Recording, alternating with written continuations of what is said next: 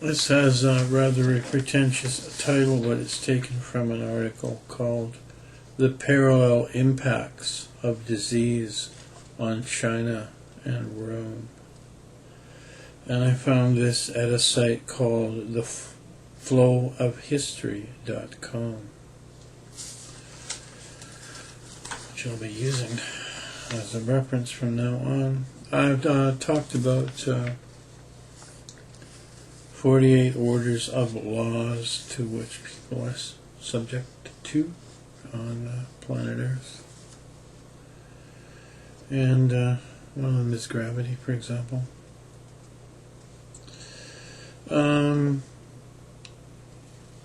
We know about climate change, changing civilizations, usually by killing the food crops, and people starve to death at these times. It's been the end of every great civilization to date has been climate change and starvation. I found this article, and what's really interesting about it, it's about how diseases change civilization. However, how it was done is when the disease hits and starts decimating the population, people start thinking, how could God let this happen to us good people? And this is a time when the religions change. And the downside of that is humans are always abrogating their responsibility and putting it on to God rather than being responsible for their own condition. However, this is quite a small, interesting, and powerful piece of history. So, quoting from this article, it starts with a quote from ancient China, 145 before Christ. In the area south of the Yangtze River, the land is low and the climate humid. Adult males die young. By 500 years before the Christian era, the earliest civilizations on the Middle East had expanded their empires to the limits of the Middle East, and a fairly stable balance had been achieved where they had at least partially adapted to the parasitic and infectious diseases of the region and evolved into childhood diseases where concentrations of populations allowed them to survive as a chronic but usually not fatal nuisance. However, the newer areas of Eurasia where civilization spread, the Yellow River in China and the Mediterranean in the West, were relatively free of infectious diseases. This was largely because wheat and barley, the main crops grown there, were native to the regions, thus causing relatively little biological disruption. This contrasted with areas that practiced irrigation for non-native crops, which exposed people to waterborne parasitic diseases. Although there was irrigation in the Yellow River area of China, its cooler and drier climate led to considerably fewer problems with parasitic disease than the earliest hydraulic civilizations encountered. However, when the Chinese spread southward into the Yangtze River region with its hotter and more humid climate, they encountered water and insect-borne diseases to which it took centuries for them to adapt. In the 2nd century of the Christian era, or AD, as Rome and China established trade links across Eurasia. They also encountered the older infectious diseases of the older civilizations in between. This would be the Silk Road, and how I got started in this was I'm researching the Silk Road disease. As a result, these diseases spread to the eastern and western fringes of Eurasia with very similar results. In the east, smallpox and measles, diseases never previously encountered there, hit China in 161 AD, 310 AD, and 322 AD. Such unprecedented disasters led people to question traditional Chinese beliefs and opened the way for the rise of Buddhism. The severe population loss these outbreaks caused also contributed to the fall of the Han Dynasty and several centuries of turmoil, until the revival under the Sui and Sang dynasties. However, in the 600s, the eruption of a new disease arising from India or Africa, bubonic plague, caused another huge loss of life and probably contributed to the decline and fall of the Sang dynasty by 906 AD. After 900, the Chinese had adapted somewhat to this scourge, and China saw its population and towns expand rapidly under the Sung dynasty. In the West, the Roman Empire also suffered the initial onset of smallpox and measles in 165 AD and 251 AD, helping lead to a period of anarchy in the 3rd century and the eventual fall of the empire by 500. And, like in China, people questioned the old pagan religions, leading to the growing popularity and eventual triumph of Christianity. Then, as population and prosperity were recovering, especially in the eastern Mediterranean, bubonic plague hit in the 500s, allowing the sudden rise of the Arab Muslims in the 600s. By 900, the plague had also subsided in the Mediterranean and Western Europe, allowing the revival of towns and trade.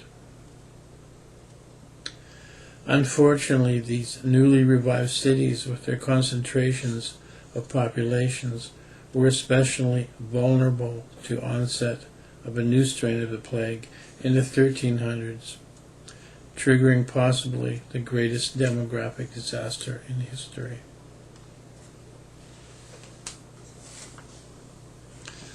So it looks like the destructive diseases were one of the big contributing factors to the Dark Ages. And they're never talked about as a contributing factor, they're only talked about as an event that happened during those times.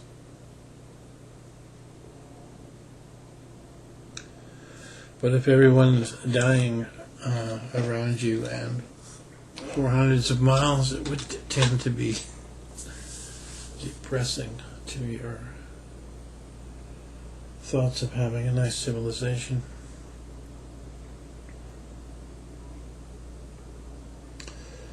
And we're sort of primed for this now. We're all pretty intensely collected into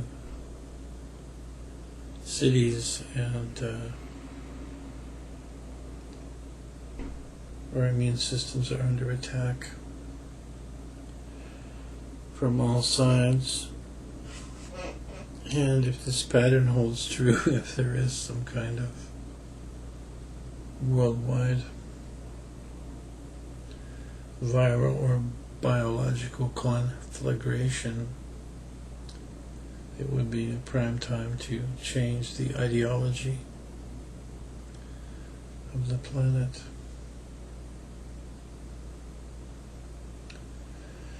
Because people will be asking again, how could our God have let this happen to us?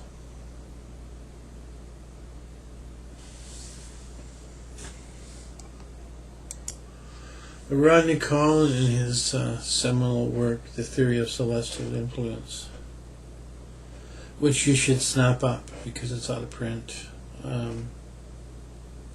explains that all lifetimes are the same length to the person experiencing them, whether it be a nanoparticle being pummeled to death at CERN or a galaxy or a universe has the same number of days in it, years, breaths. And for a virus, 12 hours is like 2,500 years in its lifetime. So if a virus is going to invade a human being and kill that human being, the host, in 3 weeks, that's 105,000 years to a virus. So it would make as much sense as if we had to move to Mars because of a disaster here. And they said, but we'll only be able to last 105,000 years there. We would do it. It seems like a long time that would never come about. So the little viruses in their little world have had a tremendous effect on, to them, the macrocosm of a single human being, or an even larger venue like all the people in Europe.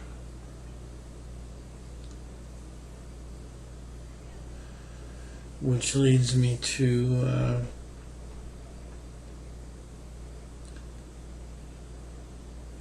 the game of planet Earth is wide open. You have no idea how much freedom you have, and because one person does something, it can change everything. For example, Gandhi and what he did. He got the British out of India.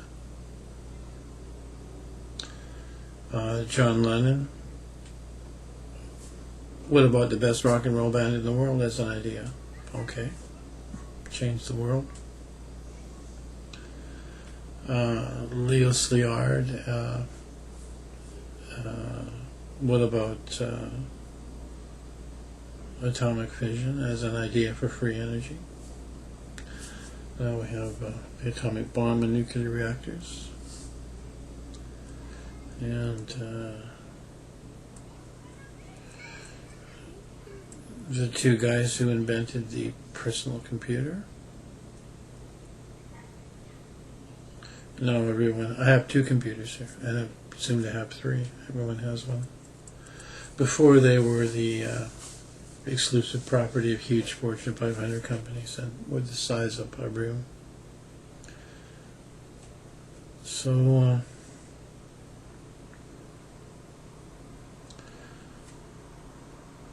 I would enjoin you to, if you have an idea, to do it, say it, communicate it. You don't know till after a while what kind of effect it's going to have, but nothing's done by groups. Nothing's done by governments. It's always a single man or woman saying, what about this?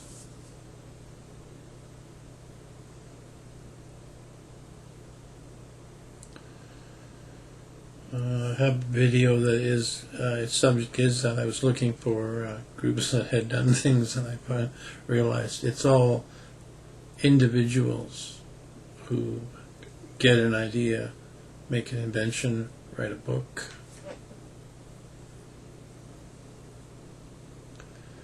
and A very famous philosopher on this planet said, "You have no idea how important everyone is who's here." The hidden power, this spiritual creative power that's in everyone, just waiting to be released into a positive, contributory flow towards a better future.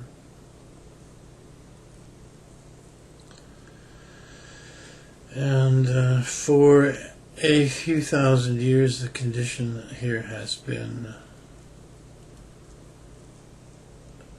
psychotic and greedy people have gotten together and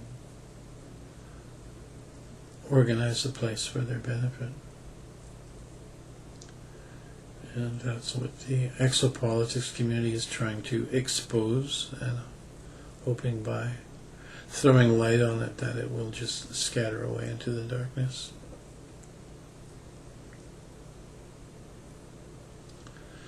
I met a guy this week who is from my high school, and he is now working for the Department of Justice in the United States. And what he's been doing for the last while is building training facilities for police in third world countries on behalf of the Department of Justice or the Department of Defense from the United States, assumedly so they can have a totalitarian type trained police force ready for some use in the future.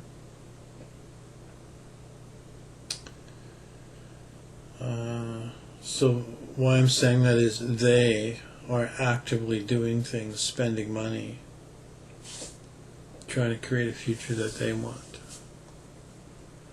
And it's not survival for us to sit around being naive and not thinking we need to do anything now, because they are working on a global scale 24 hours a day to keep us rolled up and captured, as we have been for the last 20,000 years at least. I saw a video by a young woman who supposedly was a super soldier, and they were interviewing her about the secret projects, and she said the people who are there are not aliens. She said they're a bunch of assholes who want to be gods on Earth by means of using the accumulated black technologies or unknown technologies against the rest of us. And I think this is close to the truth of it.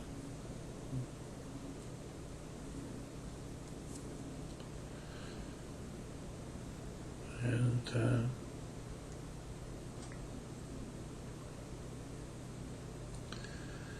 a bunch of assholes who want to be gods on Earth could be probably undone by shining the light of truth on it.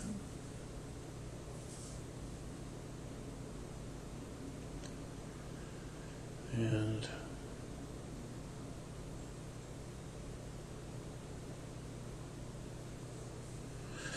it would be nice if others would add their light of truth to this endeavor. I noticed it's taken about 8 months since Nibiru didn't come crashing through the solar system and destroy the world for things to morph into the new tsunami of bullshit and the new level of truth coming out.